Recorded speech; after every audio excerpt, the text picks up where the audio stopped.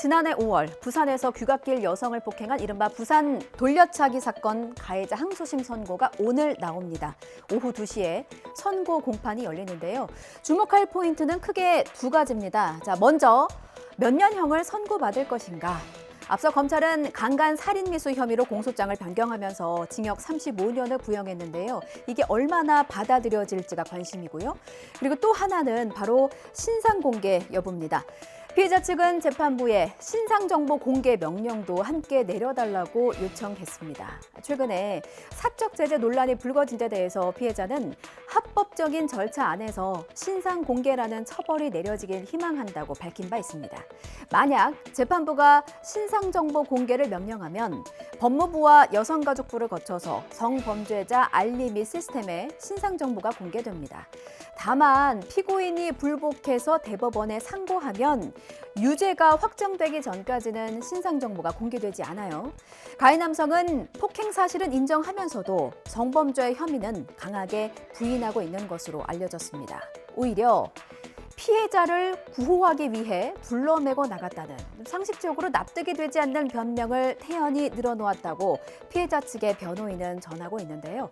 검찰의 구형대로 징역 35년에 전자장치 20년 부착 등이 받아들여질지 신상정보 공개 명령이 내려질지 오늘의 선고 결과를 지켜봐야겠습니다. 주말에 지구대 집단 탈주극이 있었습니다. 불법 도박 혐의로 잡혀왔던 베트남인 10명이 지구대에 여기 보이시죠? 이 좁은 틈으로 도주한 겁니다. 23명이 잡혔고 인원이 워낙 많아서 조사실로 보낸 게 화근이었습니다. 이 수갑도 안 채웠거든요. 이 좁은 틈으로 아이도 아니고 성인이 빠져나갈 수 있다는 게 놀랍기는 합니다만 어쨌든 10명이 빠져나갔습니다. 잇따라 검거되거나 자수해서 현재 6명의 신병이 확보된 상황이고요. 나머지 4명도 곧 붙잡히겠죠. 얼른 자수하세요. 홍민기 기자입니다. 베트남 네트워크 통해서도 압박을 가하고 있고 자수해라 이렇게. 앞서 경찰은 주택에서 불법 도박을 하던 베트남 국적의 남녀 외국인 23명을 붙잡아 지구대로 데려왔습니다. 그런데 경찰서로 이송되길 기다리던 중 10명이 집단으로 도주한 겁니다. 피의자들이 많고 조사실 등이 좁다 보니 하필 방범창이 없는 회의실에서 수갑을 차지 않은 채 대기한 게 화근이었습니다. 한 뼘가량만 열리는 비좁은 창틈으로 한 사람씩 빠져나갔습니다. 회의실가 창문에서 약간 열린데 그걸로 나온 거예요. 약간 열려 있었어요? 아니 약간 열리잖아요. 약간 환기 통하도록 이렇게. 인터넷 커뮤니티에 한 카페의 위생 문제를 고발한다는 글이 올랐습니다. 사진 한 장을 공개했는데 반향을 일으켰습니다. 저희 제작진도 이 사진을 두고 지금 아침 시간인데 적절한가를 놓고 한참을 논의했어요. 그런데 위생 문제는 중요한 거라서 미리 양해의 말씀을 드리고 공개합니다. 사진 보시죠. 자, 해당 브랜드의 위생 교육을 강화해 주길 바란다고 밝힌 작성자, 아침에 커피를 주문하던 상황을 글로 올렸습니다. 키오스크로 결제를 하고 기다리는데 매장 안에서 이렇게 보시는 것처럼 발 각질을 정리하던 사장이 그대로 나와서 커피를 제조하더라는 겁니다. 이 장갑을 낀 채 그대로요. 작성자는 신경을 안 쓰려 해도 도저히 커피를 마실 수 없었다며 하소연했습니다. 프랜차이즈라 본사 고객센터에 바로 전화해서 상황을 설명하고 커피값 환불을 요청했다고 합니다. 그런데 돌아오는 답은 도와줄 수 있는 건 없고 위생 교육을 강화하겠다. 그러니까 환불도 못 받았다는 얘기입니다. 작성자는 형식적인 답변이 아니었길 바란다며 위생 교육을 꼭 강화해달라고 당부했는데요. 해당 매장이 직장 근처라서 1년 동안 출근 도장을 찍다시피 했다는 작성자는 다시는 방문하지 않을 것 같다며 글을 마무리 지었습니다. 논란이 확산되자 해당 프랜차이즈 본사는 홈페이지에 사과문을 올렸는데요. 가맹점 관리에 미흡했다며 문제 해결을 위해 후속 절차에 신속하게 대응하겠다고 밝혔습니다. 매일 커피 한 잔으로 피로를 달래는 직장인들이 많은데요. 많은 사랑을 받는 만큼 위생 문제도 철저히 신경 써주시길 당부드립니다. 네, 맑고 깨끗한 바다, 찬란한 산호초 옆을 여유롭게 누비는 물고기들. 이제 이런 장면들은 인어공주 같은 동화 속에서만 존재할지도 모르겠습니다. 제주 앞바다에 들어가 봤더니 눈앞이 캄캄했습니다.